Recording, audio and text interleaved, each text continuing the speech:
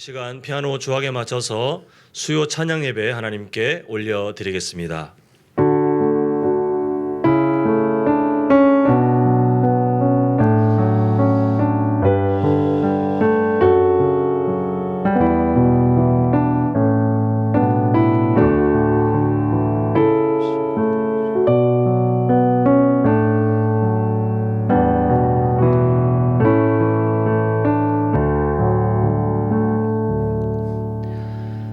사랑의 아버지 하나님, 참으로 부족한 저희들의 삶 영원전부터 택하시고 우리를 부르셔서 하나님의 자녀 삼아주시고 여전히 연약하지만 그러나 우리를 포기하지 않으시고 의인으로 자라갈 수 있도록 늘 함께 동행해 주심을 참으로 감사드립니다.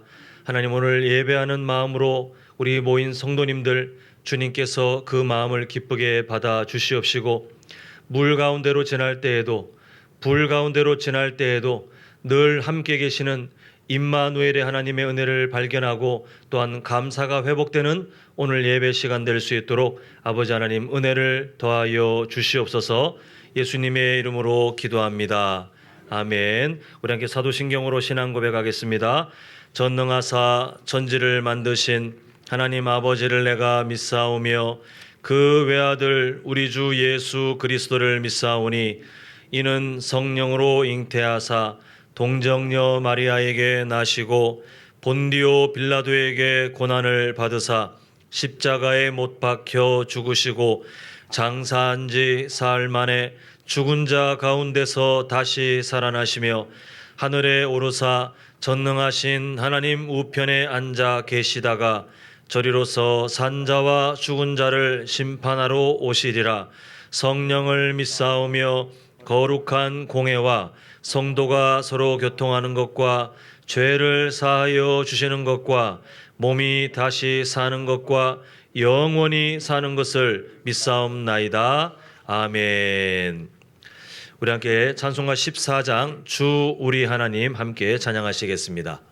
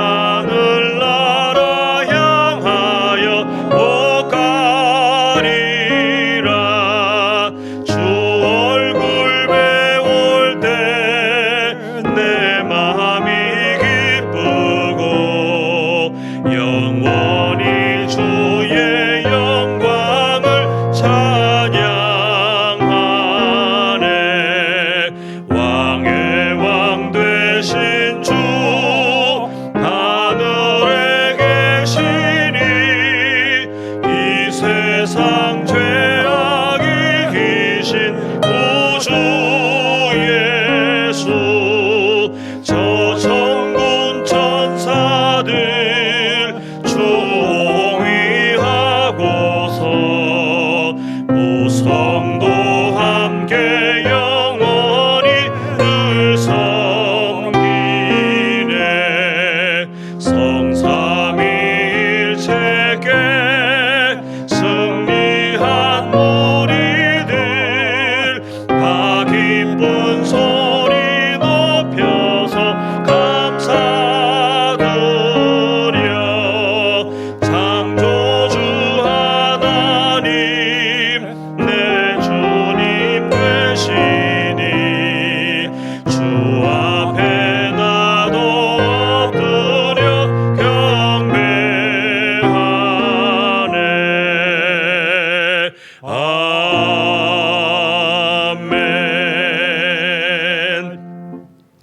우리 시간 함께 기도하길 원합니다. 우리가 주일에 나눴던 은혜 기억하시죠?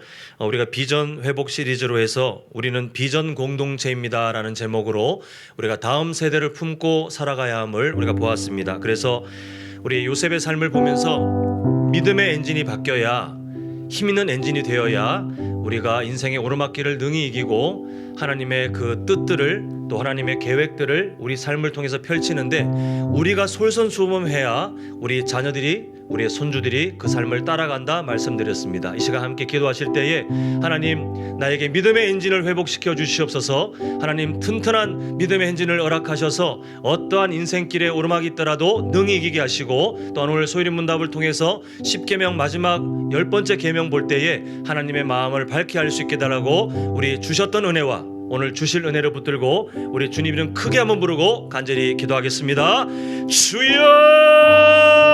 아버지 하나님, 하나님께서 우리에게 예배하는 사람으로, 기도하는 사람으로, 또 하나님의 꿈을 함께 꾸는 비전의 사람으로 하나님 우리를 불러주심을 참으로 감사드립니다. 아버지 하나님, 우리가 계속 비전 회복 기간을 통해서 우리의 5대의 비전을 살펴보고 있습니다. 주님, 다음 세대를 품기 위해서 우리가 먼저 믿음의 엔진이 회복되어서 인생의 어떤 오르막길을 만나도 우리가 허덕이는 것이 아니라 능히 이겨나고 하나님 그 삶이 우리 자녀들에게, 우리 손주들에게 물려져야 될 줄 믿사오니 아버지 하나님, 우리에게 굳건한 믿음을 허락하여 주시옵소서. 하나님을 존중하게 하시고 하나님을 신뢰하게 하시며 아버지 하나님의 뜻을 기억하며 하나님께서 인도하시는 것에 순종하며 나아가서 하나님께서 어떤 일을 행하시는지 우리가 밝히 깨달아 알 수 있는 지혜자들이 될 수 있도록 도와주시옵시고 아버지, 우리 자녀들이 그렇게 되길 원합니다. 이 세상의 헛된 엔진을 배우는 것이 아니라 하나님, 우리가 배웠던 그 믿음의 엔진 우리 자녀들이 갖게 하시고 우리 손주들이 갖게 하셔서 하나님 요셉처럼 어떤 삶의 문제가 있다 할지라도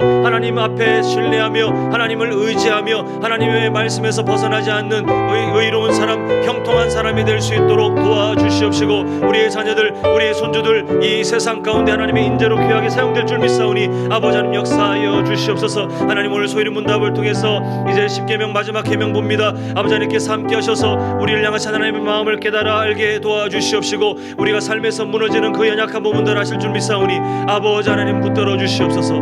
아버지 하나님 도와주시옵소서. 사랑의 아버지 하나님, 하나님께서 오늘 함께 예배하는 중에 또 기도하게 하셔서 우리가 주일에 함께 나눴던 그 말씀을 기억하며 믿음의 엔진이 먼저 우리의 삶에 회복되어 그 삶이 자녀들에게, 손주들에게 물려지도록 하나님 꿈을 갖게 해주심을 감사드립니다. 아버지 하나님, 인생의 오르막길 참 많이 있습니다. 우리가 넘어질 수밖에 없고 허덕일 수밖에 없는 참으로 여러 어려운 일들이 많이 있지만 하나님, 하나님께서 요셉의 삶 가운데 굳건한 믿음의 엔진을 허락하셨더니 능히 이겨내고 능히 건너가며 하나님의 뜻을 나타냈던 것처럼 우리도 그렇게 살길 원하오니 주님 도와주시옵소서. 은혜를 베풀어 주시옵소서. 우리 자녀들, 우리 손주들 이 세상의 헛된 엔진, 하나님 인생을 맡길 수 없는 그 인생의 잘못된 엔진의 삶을 배우지 않도록 도와주시옵시고 아버지 하나님, 어릴 때부터 믿음의 사람 되게 하시며 말씀의 사람 되게 하시며 순종으로 그 삶이 성장하게 하셔서 하나님을 경외하는 그 삶을 통하여 하나님이 영광 받으시고 이 세상 가운데 하나님의 뜻을 이루는 비전의 사람 될 수 있도록 주님께서 우리 자녀들과 손주들의 삶을 지켜 주시옵소서. 하나님, 오늘 소일인 문답을 통하여 10계명 마지막 계명으로 하나님 우리가 전체 10계명을 마무리합니다. 아버지 하나님께서 우리에게 주시는 말씀을 또 그 마음을 깨달아 알 수 있도록 도와주시옵시고 우리가 지식을 알아가는 것이 아니라 우리를 향하신 하나님의 애틋한 마음을 알아가는 귀한 시간 될 수 있도록 주님 도와주시옵소서. 예수님의 이름으로 기도합니다. 아멘. 우리 함께 나눌 말씀은 출애굽기 20장 17절 우리 한 절입니다. 출애굽기 20장 17절 우리 길지 않으니 한 절을 한 목소리로 읽도록 하겠습니다. 출애굽기 20장 17절 우리 함께 읽겠습니다. 시작. 내 이웃의 집을 탐내지 말라. 내 이웃의 아내나 그의 남종이나 그의 여종이나 그의 소나 그의 낙이나 무릇 내 이웃의 소유를 탐내지 말라. 아멘. 문득 하나님께서 어떻게 보실까 이런 상상을 해봅니다. 지금 이 세상 여전히 교회도 많고 또 예수님 믿는 사람들 아마 우리 비슷한 시간에 함께 또 수요 예배 드리는 사람들이 많겠지만 여전히 여수시만 해도 빨간 네온사인 근처에 술에 또 쾌락에 쩔어 있는 사람들, 또 세상에 그냥 성공 법칙에 빠져 있다가 그렇게 살아가는 사람들이 아직도 많이 있는데, 그 사람들 중에 하나님의 은혜를 기억하고 오신 우리 성도님들을 하나님께서 보실 때 얼마나 기뻐하시고 또 대견하게 보실까, 이렇게 한번 생각을 해보게 되었습니다. 그런 의미로 볼 때 이 세상은 여전히 말세의 끝을 향해 달려갈수록 더 타락할 것이고 더 하나님의 뜻이 마치 나타나지 않는 것처럼 보여질지 모르겠지만, 그러나 하나님께서는 여전히 그 속에서 하나님의 일들을 이루실 텐데, 누구를 통해서 이루시냐 하면 이렇게 우리 성도님들처럼 예배를 알고 은혜를 사모하는 우리 성도님들을 통해서 하나님의 뜻을 만들어 가실 줄 믿습니다. 우리 좌우에 계신 분들께 그 마음을 담아서 당신은 하나님의 희망입니다 하면서 축복하시겠습니다. 당신은 하나님의 희망입니다. 네, 예전에 호기심 천국이라는 방송이 있었습니다. 아주 옛날 방송인데, 그 방송에 어떤 컨셉이 있냐면 어떤 궁금한 거 아니면 사람들이 긴가민가 하는 것들을 주제로 삼아서 이게 실험을 해보는 거예요. 그래서 이게 진짜인지 아닌지, 정말 말이 되는지 아닌지, 이거 참 어찌 보면 뭐 이런 것까지 실험해 하는 것까지도 실험해서 사람들의 궁금증을 해결해 줬던 그런 방송이 있었는데, 제가 아주 마음에 각인돼서 잊혀지지 않는 한 방송이 있습니다. 그게 뭐냐면 우리나라 그 속담 중에 남의 떡이 그다음에 무슨 말이죠? 커 보인다. 이게 진짜냐 아니냐, 이거를 실험을 하는데요. 계산이 좀 약한 그 유치원생들을 여러 명 모아서 두 그룹으로 나눕니다. 그래서 테이블 두 개를 두고 각각 테이블에 넓은 접시를 둔 다음에 거기다가 사탕을, 아이들이 좋아하는 사탕을 쏙히 쌓아놓은 거예요. 그런데 중요한 점은 아이들이 보기에는 이 숫자를 세기 힘들 만큼 사탕이 많지만 숫자가 똑같게 맞춘 거예요.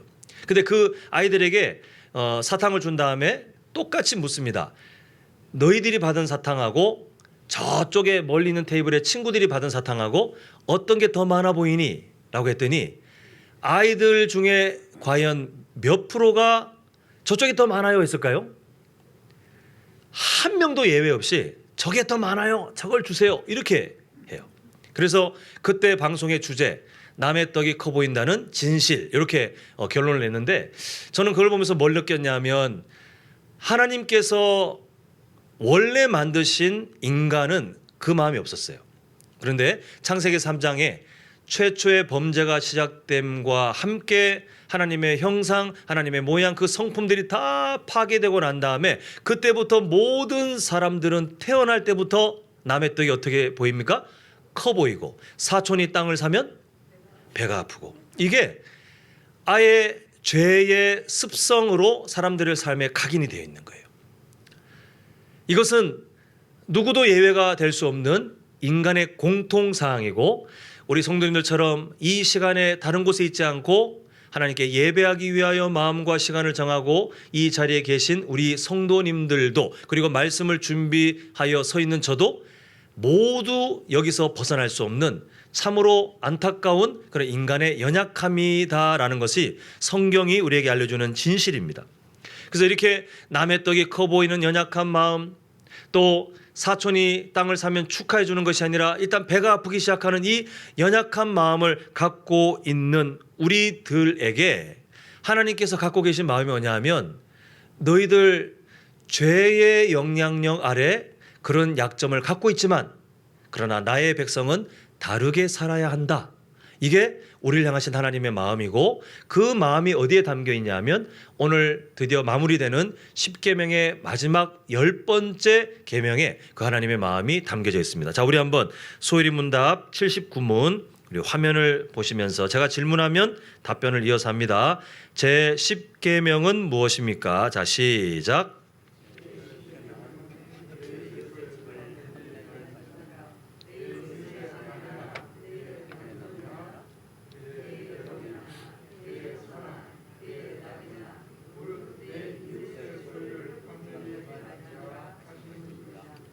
자, 내용을 잘 보시면 남의 떡이 커 보이고 사촌이 땅을 사면 일단 배가 아프기 시작하는 그 마음을 지금 10계명에서는 뭐라고 말하고 있냐면 탐심.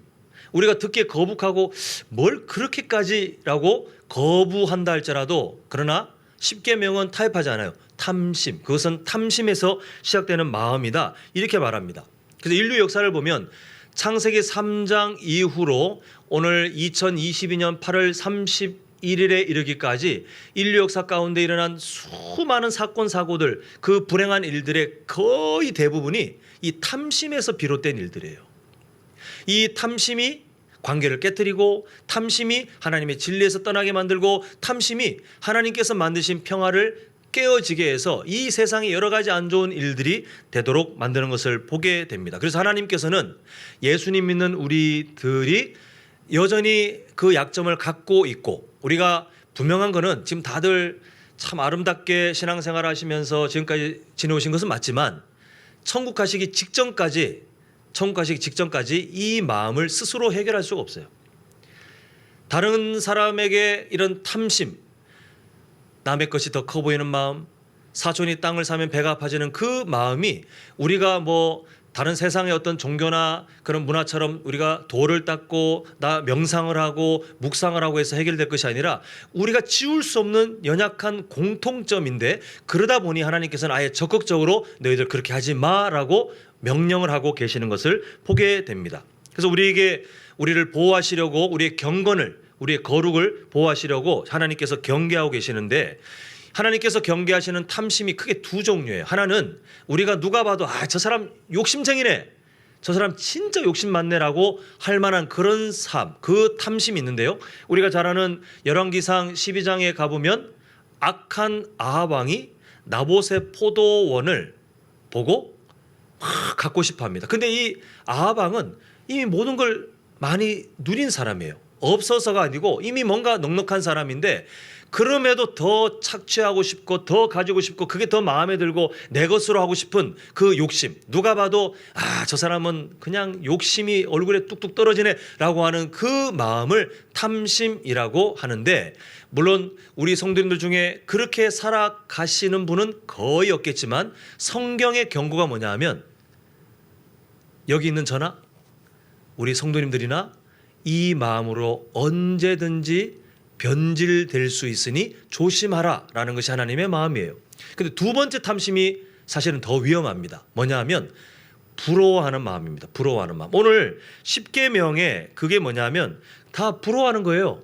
우리가 사실 다른 사람의 집을 보면서 부러워하고, 또 그 어떤 배우자들 보면서 부러워하고, 그 사람이 나에게 없는 뭔가를 갖고 있으면 부러워하면서 살지 않습니까? 사실 우리 다 부러움이 사실 우리에게는 그렇게 특별한 마음이 아닌데, 오늘 십계명을 보면 또 성경의 가르침을 보면 그 부러움이 어디에서 시작되는 마음이라고 하냐면 탐심이에요. 근데 참 신기하게도 제가 사전을 찾아봤는데 사전의 정의도 거의 그런 내용으로 되어 있습니다. 한번 제가 읽어드리면, 그 사전입니다. 그 성경이나 신앙 사전이 아니고, 어떤 것을 본인은 가지고 있지 않지만 상대방이 가지고 있을 때 느껴지는 괴로운 감정이 부러움이다. 우리는 사실 부러움을 되게 가볍게 생각하지 않습니까? 근데 그 부러움이 철학적으로 또 심리학적으로 보면 괴로운 감정이래요. 누군가에게는 고통인데, 이 고통이 대체 뭐라는 겁니까? 지금 상대방에게 내가 없는 뭔가가 있는 것을 보고 막 내가 마음에 괴로워하는데, 정도의 차이는 있을지 모르겠지만 그 감정의 형태는 고통이라는 거예요. 그리고 성경이 우리에게 알려주는 그 감정의 출발점은 그냥 누구나 다 사람은 다 부러워할 수 있지 이렇게 쉽게 생각할 것이 아니라 탐심에서 비롯된 것이다 라고 말하고 있습니다. 자, 한번 우리 그 십계명 내용을 보셔도 되고, 아니면 오늘 본문의 내용을 보셔도 되는데, 내 이웃의 집을 탐내지 말라. 우리가 살아가면서 다른 사람이 우리보다, 사실 이렇게 좀 평가하고 말하는 게 좀 그렇지만, 우리보다 경제적으로 못한 사람 집을 부러워해 본 적 있으세요?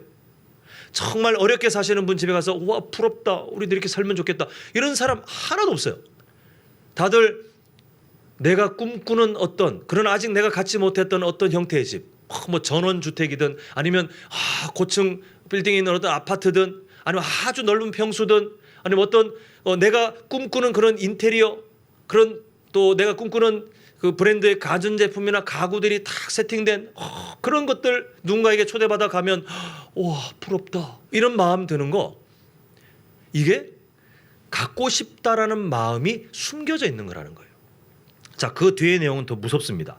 내 이웃의 아내나 이렇게 돼 있어요. 자, 우리가 여기 계신 분들은 거의 다 이런 생각들을 해보시진 않으실 거라 믿고 이런 농담이나 이런 말들 하는 분들을 아마 살아오시면서 한 명은 이상은 만나보실 것 같은데 이렇게 할 수 있는 거예요. 아이고 참 누구는 좋겠어. 그 남편 능력도 많은데 그렇게 다정하게 그 아내를 대한다며? 아니면 반대로 야, 그 누구는 좋겠어. 그 아내는 능력도 많은데 그렇게 다정하게 그 남편을 막 이렇게 위한다며? 아유 부러워. 이렇게 말하는 게 그냥 중년의 어떤 남자나 여자가 쉽게 툭 던질 수 있는 마치 칭찬이든 아니면 그냥 부러움이든 이렇게 말할 수 있는 것 같지만 그러나 그 밑에 깔리는 게 뭐냐면 그런 이성과 살고 싶어. 이런 마음이 탐심이 깔려 있다는 거예요. 그 뒤에 오늘 우리 본문의 내용에 그 뒤에 이웃의 소유도 다 마찬가지예요. 우리가 부러움에 대해서 우리는 지금부터라도 경계해야 됩니다. 그 부러움의 출발은 세상 사람들은 괜찮아 보일지 모르겠지만 그 부러움의 출발은 항상 그걸 갖고 싶어. 나는 왜 이게 없지? 이렇게 뭔가 부족함을 느끼거나 아니면 그것에 대해서 내 것으로 하고 싶은 마음이 아주 밑에 숨겨져 있는 그 마음이 바로 부러움이다라고 말합니다. 이렇게 두 종류. 하나는 누가 봐도 욕심쟁이, 또 하나는 부러움이 뭔 죄입니까? 라고 하지만 그러나 알고 보니 그 마음의 출발이 탐심에서 시작되는 것이기 때문에 경계해야 한다는 우리 일상의 그 위험, 이 두 가지 탐심을 보았는데 우리가 말씀을 전하는 저도 잘 빠질 수 있는 함정이고 말씀을 듣는 우리 성도님들도 잘 빠질 수 있는 함정인데 이게 뭐냐 하면 남의 이야기로 설교를 들을 때가 있어요. 맞아. 그 사람은 오늘 말씀을 들어야 돼. 오늘 우리 남편이 우리 아내가 이 이야기를 들었어야 되는데 이렇게 남의 이야기로 듣는 것이 아니라 우리의 바로 내 자신의 이야기로 말씀을 들어야 우리는 십계명 10번째를 통하여 우리를 보호하시는 하나님의 마음을 알 수 있습니다. 자, 한번 저를 따라합니다. 한 손을 들으시고 그 손을 각자의 가슴에 올리시고 저를 따라합니다. 나도 예외가 아닙니다. 자, 다시 한번 나도 예외가 아닙니다. 동의하십니까? 자, 그럼 이 손을 그대로 옆에 있는 분들에게 보시면서 성도님도 예외가 아닙니다. 한번 잘 알려주세요. 성도님도 예외가 아닙니다. 네, 우리가 탐심을 가질 수 있고 이미 가지고 있을 수 있다는 이거는 누구도 예외가 아닙니다. 자, 그러면 우리가 지금 79문을 봤는데 원래 다음 순서로는 80문, 소유리문답 80문을 봐야 되지만 요건 결론으로 우리가 보도록 하고 81문을 한번 먼저 보도록 하겠습니다. 제가 질문했습니다. 제 10계명이 금하는 것은 무엇입니까? 자, 답변합니다. 시작.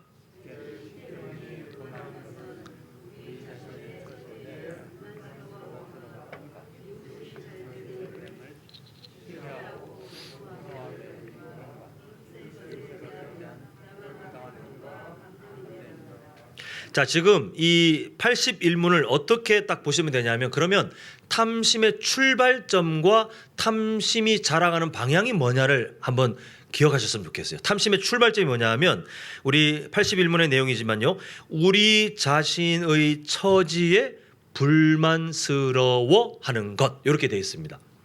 우리가 언제 탐심이 막 우리 삶에 시작되냐 하면 우리 자신의 지금 현재 상태에 대해서 불만을 가지는 순간 탐심이 우리 삶에서 저 깊은 곳에서 막 시작되더라는 거예요. 그리고 이 시작은 처음에는 우리가 거의 느끼지 못할 정도로 아주 미미하지만 이거는 반드시 생명력이 있는 것처럼 자라게 돼 있는데 그 자라는 목적지가 81문 그 뒤의 내용입니다. 이웃이 잘됨을 시기하고 원통하게 여기고 또 이웃의 것에 대한 부당한 생각이 아니라 행동을 할 수도 있다는 거예요. 그런 감정을 느낄 수 있다는 것입니다. 딱 잘라 말해서 하나님이 주신 삶에 대해 만족함, 감사가 무너지는 순간 그 다음에 나타나서 자라나는 그 열매들을 보니 하나님의 백성답습니까? 하나님의 백성답지 않게 됩니까? 네, 하나님의 백성답지 않게 된다는 것이 이 81문의 경고예요. 그래서 우리는 하나님의 백성이 이 세상에 살아가면서 하나님의 백성이 어떻게 살아가는지를 우리 삶을 통해서 보여주는 우리 올해 목표 아닙니까? 우리가 말씀에 순종하여 삶으로 지어져 간다는 것은 그저 내 만족을 말하는 게 아니에요. 우리가 어느 가정에 살고 있든 어느 직장에 살고 있든 어떤 환경을 만났든 그곳에서 우리의 삶을 통해 하나님의 백성답게 생각하고 말하고 행동하는 그것을 통해서 우리는 우리 삶을 통하여 하나님의 나라가 확장되어 가는 것을 우리는 순종하게 되는데 탐심 때문에 다 무너지는 거예요.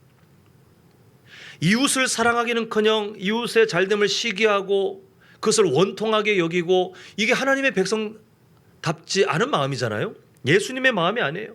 이웃의 것에 대해서 심지어 부당한 행동까지 그것을 갖기 위해서 막 어떤 사람은 훔치거나 아니면 아합처럼 힘으로 억누르거나 이런 악한 행동으로까지 자라갈 수 있다는 것이 이 탐심이 갖고 있는 무서움이라는 것입니다. 그래서 하나님께서는 우리의 거룩을 지키기 위해서 이 탐심에 대해서 경고하고 계신데 근데 이렇게 딱 멈추면 너무 절망이에요.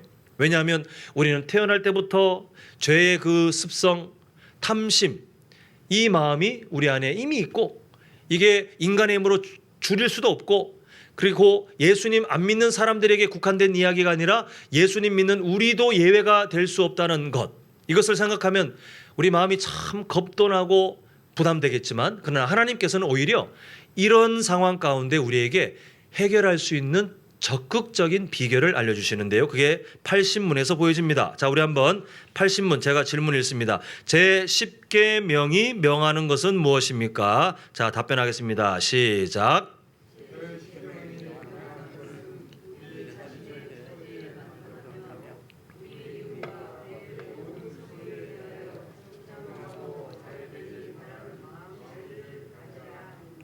자, 간단하게 정리해 봅니다. 첫 번째 비결 저를 따라합니다.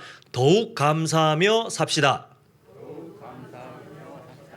자, 우리가 감사가 무너지는 순간 탐심이 시작된다고 말씀드렸어요. 그래서 여기 80문에서 말하는 우리 자신의 처지에 만족하며라는 것은 감사를 의미해요. 근데 이때 한번 분명히 구분해야 될 게 있는데 세상 사람들도 긍정적인 마음을 훈련하기 위해서 감사를 노력합니다. 예수님 믿는 사람들만 하지 않고요. 감사를 노력해요. 근데 잘 구분해 보면 세상 사람들이 하는 감사와 우리가 해야 되는 감사는 명백한 차이가 있는데 세상 사람들의 감사는 어떤 사건들이나 일들에 대해서 다른 비교군과 비교해서 감사하는 거예요. 예를 들면 몸에 병이 났습니다. 그런데 세상 사람들이 하는 감사법은 나보다 더 아픈 사람을 생각하면서 그래 나는 그 정도는 아니니 감사하지 이렇게 생각하는 거예요. 근데 우리가 감사는 단순히 감정적인 뭔가가 아니에요. 내가 긍정적으로 감정을 이렇게 끌어올려 가지고 감사하다, 감사를 회복해야지, 오늘 하루도 내가 뭔가 마음이 평안한 그 감사의 기분을 느껴야지라고 하는 감정의 기분이 아니고 그 수준이 아니고 감사는 뭐냐 하면 신앙이에요. 신앙. 왜 신앙이냐면 예수님 믿는 사람들의 감사가 왜 그렇게 다르냐 하면 세상 사람들은 어떤 사건을 비교해서 감사한다고 했잖아요. 근데 예수님 믿는 사람들은 비교군이 설령 없다 할지라도 하나님 때문에 감사하는 거예요. 하나님 때문에. 하나님에 대한 신앙 때문에요. 하나님에 대한 신앙 때문에 감사하는 거예요. 자, 한번 이렇게 해보겠습니다. 우리 세상에 경제 수준으로 만약에 사람들의 등급을 이미 우리가 눈에 드러나지 않아도 등급은 다 있잖아요. 그죠? 몇 급 이게 아니라 수준 차이가 다 있잖아요. 그래서 돈이 남아도는 그런 그 부유한 사람들도 있고 진짜 극단적인 선택을 고민하는 아주 가난한 사람도 있습니다. 그 세상에 있는 수십만의 사람들을 딱 줄 세워 보면 다들 서로 내가 더 가난하니 내가 더 돈이 많니 이렇게 막 경쟁하면 순서가 나올 거예요. 순서가. 그러면 이렇게 한번 상상해 보자는 거예요. 세상 사람들은 항상 자기보다 더 못한 사람을 기억하면서 그래도 감사하지. 우리 흔히 그 옛날에 부모님들 아이들에 가르칠 때 아프리카에 지금도 굶어 죽어가는 아이들인데 감사도 없고 말이야. 편식하고 항상 비교군을 뒀잖아요. 근데 그렇게 따지면 그 아프리카에 굶어 죽어가고 있는 아이들은 감사할 게 없어요. 인생에 세상에 가장 밑바닥과 같기 때문에 자기보다 더 못한 사람을 찾아내지 않는 이상은 그 사람은 감사할 수 없는 거예요. 이게 세상의 사람들이 감사하는 방법의 단점이에요. 결국은 한계가 있어요. 근데 우리가 예수님 믿는 사람들이 하는 감사는 뭐와 뭐를 비교했더니 그래도 내가 좀 괜찮으니까 감사가 아니라 다 필요 없고 지금 내가 처한 상황 가운데 하나님이 함께 계시는가? 함께 계시면 감사해요. 왜냐? 그 하나님에 대한 신뢰, 하나님에 대한 그 순종, 하나님에 대한 그런 마음들, 이런 예배의 마음들이 우리가 건강하게 지켜지면 환경이 어떠하든 감사하는 거예요. 우리 시편에 보면 다윗의 찬양들 보면 내용들이 제가 여러 번 설명드렸죠. 처음에는 막 하나님이 없는 것처럼 분노하기도 하고 좌절하기도 하고 막 울부짖다가 중간 정도에 그래 하나님이 계시지 이걸 깨닫고 나더니 막 찬양으로 마무리되는. 근데 이 시편의 고백이 드려지는 상황은 해결이 안 되는 거예요. 어떤 문제가 해결이 안 된 상황인데 그렇게 생각이 바뀌지 않습니까? 다윗이 막 괴로워하다가 그래 나보다 못한 인간이 있겠지, 나보다 더 고통스러운 사람이 있겠지, 하나님 감사합니다가 아니었어요. 잊어버렸던, 여전히 그 자리에도 함께 계신 하나님을 잊어버렸을 때는 막 불평하고 슬퍼하고 분노하고 하다가 그 하나님이 여전히 나에게 신실하신 분임을 딱 기억하자마자 갑자기 마음의 고백이 바뀌면서 우리에게 은혜가 되고 도전이 되는 찬양의 고백들로 참 아름답게 기록되는 것을 우리가 보지 않습니까? 그래서 감사는 감정이 아니라 신앙의 수준이에요. 그 신앙의 범주에서 우리는 감사를 회복해야 된다는 것입니다. 바라기는 우리 성도님들 살아가며 감사하지 않을 일들이 많아요. 뭐 항상 참 하나님의 평안과 또 누가 봐도 야 참 그 잘 되는구나, 저분 인생 참 잘 되는구나 이렇게 생각할 만한 그런 인생을 사셨으면 좋겠지만 근데 이미 다 눈치를 채고 있죠, 그죠? 그게 안 되니까 제가 막 자신 있게 이렇게 얘기하는 거 다 알고 계시지 않습니까? 우리는 누구나 다 때때로 알 수 없는 상실감을 느끼기도 하고요, 예상하지 못한 광야의 길을 걷기도 하고, 우리는 때로는 예상하지 못한 실망과 슬픔을 인생 가운데 만나게 될 확률이 안 만날 확률보다 더 높더라는 것입니다.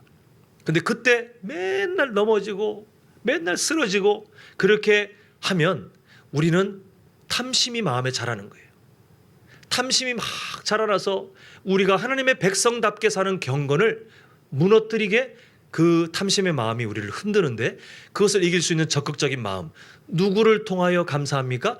그럼에도 여전히 나와 함께 계시는 하나님, 그럼에도 나에게 예수님의 십자가 사랑을 통하여 사랑을 확정해 주신 그 하나님, 그리고 내 삶에 가장 좋은 것을 예비하신, 지금 당장은 나에게 아픔이며 이것은 나에게 상실이고 내가 원치 않은 일이었지만 그러나 그럼에도 신실하신 그 하나님은 절대로 실수도 없고 틀리지도 않고 모자름도 그리고 넘치는 것도 없이 가장 알맞게 내 삶에 필요한 길로 인도하심을 믿는 그 신앙 고백에서 우리는 진짜 감사가 회복되더라는 것입니다. 우리 성도님들 모두 그 감사가 더욱더 자라가시는 복된 삶 되시길 간절히 소망합니다. 자, 두 번째 비결 저를 따라합니다. 더욱 축복하며 삽시다. 81문 그 뒤의 내용에 또 해당되는데, 우리가 다른 사람을 축복한다는 것은 예수님 믿는 사람으로 참 많이 해야 될 일인데 잘 안 될 거예요. 잘 안 됩니다. 이게 서로 이렇게 한번 해보세요라고 하면 막 어색하고 막 그래요. 근데 우리가 어색한 거는 그냥 우리나라 국민성에 의해서 좀 이게 예의 차리고 하고 살면서 다른 사람 앞에서 뭔가 말하고 아니면 축복합니다 이렇게 어떤 그런 일들이 어색해서 그런 건데, 여기서 말하는 축복은 아까 말씀드린 인간의 본연의 연약함을 뛰어넘는 마음을 말해요. 남의 떡이 더 커 보이고 사촌이 땅을 사면 배가 아프기 시작하는 그 우리의 인간 공통의 연약함에 대해서 하나님이 알려주시는 그 방법이 뭐냐 하면 너 그러지 말고 그 사람을 축복해 라고 하시는 거예요. 그래서 우리 81문 뒤에 보면 우리 이웃과 그의 모든 소유에 대하여 정당하고 그 다음에 뭐라고 되어 있습니까? 잘 되기 바라는 마음씨를 가지라. 그래야 우리가 탐심이 이미 깔려있는 우리의 연약함을 우리가 능히 이기고 하나님의 백성답게 살아갈 수 있더라는 거예요. 근데 사실 잘 안 되지 않습니까? 우리 성도님들, 그런데 축복은 마음이 진짜 담겨서 하면 정말 좋고요. 근데 안 담겼더라도 억지로 해야만 하나님이 우리에게 말씀하신 이 십계명을 우리가 어기지 않는 거예요. 우리는 하나님, 저는 이웃의 집을 탐낸 적도 없고 다른 사람의 배우자를 탐낸 적도 없고 다른 사람의 소유를 탐낸 적도 없으니 저는 십계명을 잘 지키지 않습니까? 라고 우리가 아무리 우리 스스로에게 위로하고 우리 스스로에게 점수를 줘봤자 하나님께서는 아니, 너 계속 어기고 있어. 다른 사람에게 그 사람의 소유를 정당하게 대해주고 잘 되기를 바라는 마음씨 너 사용했니? 여전히 남의 것이 더 커 보이게 많은 그 마음에 열심히 달려가고 여전히 사촌이 땅을 사면 배부터 아파지는 너의 마음에 대해서 너는 자각이나 하고 있니? 라고 하나님께서 우리에게 말씀하시기 때문에 우리 성도님들, 오늘 이 십계명 정리하면서 반드시 기억하셔서 우리가 다른 사람이 더 잘 되기를 바라고 심지어 나보다 더 나은 사람 우리가 뭘 축복합니까? 라고 생각이 되신다 할지라도 하라는 거예요. 하나님 마음은 억지로라도 하라는 거예요. 나에게 상처를 준 사람이라 할지라도 축복하라는 거예요. 그런데 그 이유가 뭐냐 하면 우리가 잘 되기를 바라시는 거예요. 아까 말씀드렸죠. 하나님께서 십계명, 이 10번째 계명을 왜 주셨습니까? 우리가 그냥 이대로 살면 하나님 아시는 거예요. 우리 마음에 지금 우리 마음에 구멍이 하나 뻥 뚫려서 이쪽으로 막 피가 콸콸콸 새고 있으면 출혈로 다 죽잖아요. 쇼크가 와서. 하나님께서 이 구멍이 천국 가기 전까지 완전히 막히지 않는 것을 아시기 때문에, 이 살이 돋아나서 막히지 않는 것을 아시기 때문에 하나님께서 우리에게 이 출혈이 일어나는 것을 지혈할 수 있는 붕대를 덧붙이신 다음에 너 이거 꽉 누르고 있어. 이거 손 떼면 큰일 난다. 이렇게 명령하신 거예요. 우리를 지키시기 위해서, 우리가 잘 되기 위해서 하나님이 이 십계명 10번째 명령을 하나님께서 그렇게 주신 거예요. 근데 미련한 사람들은 손을 떼는 거예요. 콸콸콸콸콸콸. 지혜로운 사람은 이 계속 누르고 있는 게 얼마나 불편합니까? 얼마나 귀찮습니까? 다른 것도 하고 싶은데 계속 누르고 있으라니 얼마나 우리 마음에 안 들 수도 있지 않습니까? 그러나 그래, 내가 이걸 떼면 나에게 심각한 문제가 생기고 내 인생에 하나님이 주시는 복이 멈춰지기 때문에 하나님, 탐심을 이겨내는 더욱 감사하는 삶, 다른 사람을 축복하는 삶, 주님 살아가게 도와주시옵소서가 아니고 하나님 계속 이렇게 살겠습니다라고 결단하셔야 돼요. 그러니까 오늘 우리 성도님들 돌아가실 때 마음에 약간의 부담감은 좀 갖고 가셨으면 좋겠습니다. 하나님께서 우리를 보호하시고자 주시는 그 명령들은 우리 삶에 늘 충돌이 일어나게 돼 있어요. 우리가 예배를 드리고 말씀을 보았으나 마음이 그저 평안하고 그저 아무런 부담 없이 돌아간다면 두 가지예요. 하나는 정말 하나님이 진짜 천국의 은혜를 막 부어주셨거나, 하나는 정말 생각 없이 예배드리고 마음 편하게 돌아가시거나. 근데 우리는 그런 사람들이 아니잖아요. 오늘 돌아가실 때 하나님, 제가 감사가 무너진 자리가 있습니다. 다른 방법으로 감사했습니다. 하나님, 하나님을 통하여 감사하게 하시고, 제가 남의 떡을 더 크게 보고 사촌이 땅을 살 때 배 아파하는 그런 탐심으로 다른 사람을 축복하지 않고, 그렇게 하지 않음에도 이게 문제가 아니라고 살았는데 하나님 적극적으로 축복하겠습니다. 억지로 하겠습니다. 주님, 저를 도와주시옵소서. 우리가 이렇게 거룩한 몸부림을 치셔서 하나님을 기쁘시게 하시고 하나님이 주시는 그 복을 누리는 복된 인생 되시기를 간절히 소망합니다. 기도하겠습니다. 아버지 하나님, 오늘로서 십계명 10번째까지 함께 다 나눕니다. 1계명부터 10계명 마지막까지 모든 계명들의 목적이 우리를 지키시고 우리가 잘 되기를 바라시고 우리가 연약함이 어떤 것에서 나오는지 아시기 때문에 하나님께서 우리에게 살아갈 방향을 허락해 주셨는데 아버지 하나님 다 기억하지 못한다 할지라도 그러나 하나님께서 우리가 잘 되기를 바라셔서 주신 명령임을 우리가 잊지 않게 하시고 하나님 오늘 십계명 10번째 우리가 너무나도 편하게 생각했던 그 마음들 그러나 탐심이었고 우리가 하나님의 말씀을 어기는 일이었고 이제는 우리가 감사를 적극적으로 회복하고 다른 사람을 축복해야 함을 기억하게 하셔서 우리 성도님들 이번 한 주 동안 살아갈 때에 하나님을 기쁘시게 하는 감사의 사람 또 다른 사람을 축복하는 억지로라도 축복하는 하나님의 마음을 따라가는 사람들로 승리하게 하여 주시옵소서. 예수님의 이름으로 기도합니다. 아멘. 우리 오늘 말씀 기억하시면서 찬송가 368장입니다. 주 예수의 은혜를 내려주사 함께 찬양하시겠습니다.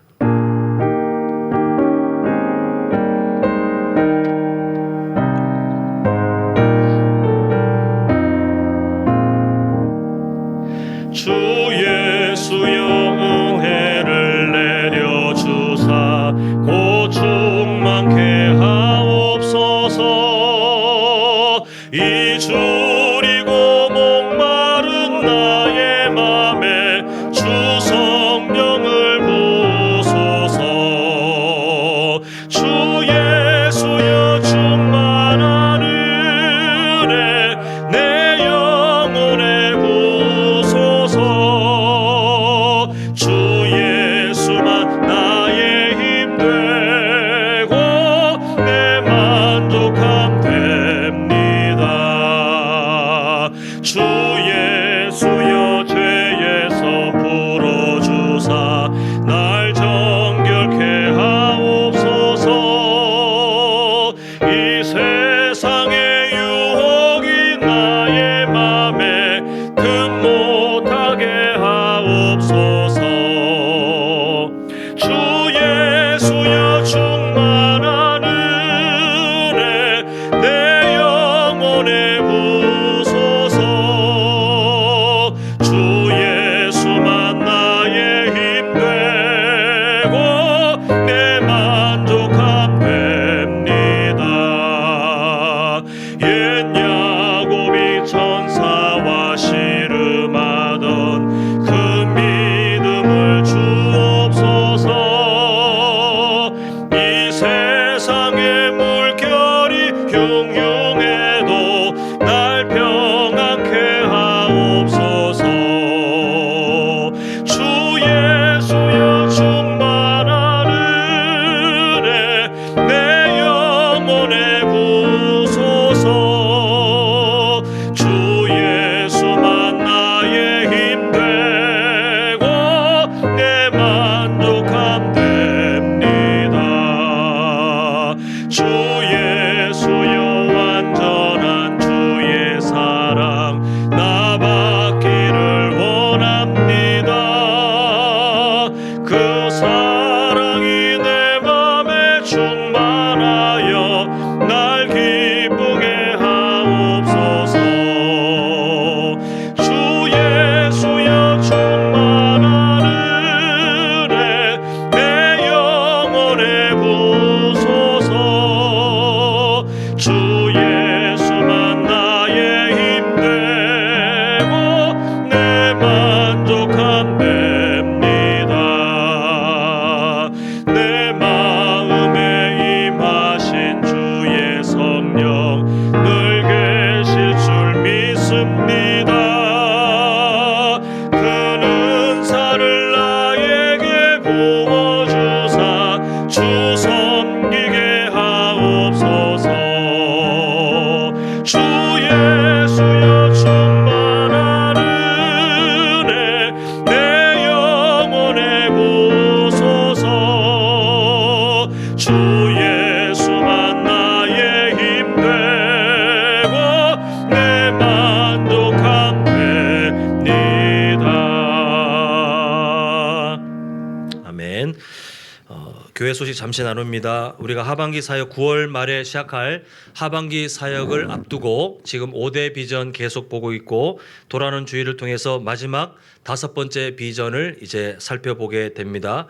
그 위에 추석 연휴 지나고 또 우리가 한 주 동안 또 함께 기도하는 시간을 가진 다음에 이제 사역을 시작하게 되는데 우리 성도님들 이 흐름을 기억하셔서 모든 것들이 하나님의 은혜 가운데 잘 준비되고 또 하나님께서 기뻐하시는 하반기 그 일정들이 될 수 있도록 함께 기도로 동참해 주시면 감사하겠습니다. 잠시 기도하겠습니다. 아버지 하나님, 이제 예배 마치고 우리의 삶으로 돌아가고자 합니다. 주님, 진짜 삶의 예배가 시작됨을 기억하게 하셔서 우리의 마음이 우리와 동행하시는 하나님을 경외하게 하시고 어떤 상황이든 존중하게 하시며 아버지 하나님, 오늘까지 함께 살펴본 그 10계명에 담긴 하나님의 마음을 하나님 다시 한번 우리가 묵상하며 또한 순종하게 하셔서 우리 모든 성도님들의 삶 가운데 하나님의 백성다움이 회복되고 그 삶의 영역들이 하나님의 나라답게 하나님 앞에 기쁨이 될 수 있도록 주님 이번 한 주간도 함께하여 주시옵소서. 예수님의 이름으로 기도합니다. 아멘. 계속해서 기도하오니 지금은 우리 주 예수 그리스도의 은혜와 하나님 아버지의 크신 사랑하심과 성령 하나님의 감화 감동 위로 충만 교통하심이 탐심에 대하여 더욱 감사하고 더욱 축복하기로 결단하는, 그래서 하나님의 마음을 따라 살기로 약속하는 우리 모든 성도님들의 인생과 가정과 직장과 사업장 위에 영원토록 함께 있을지어다. 아멘.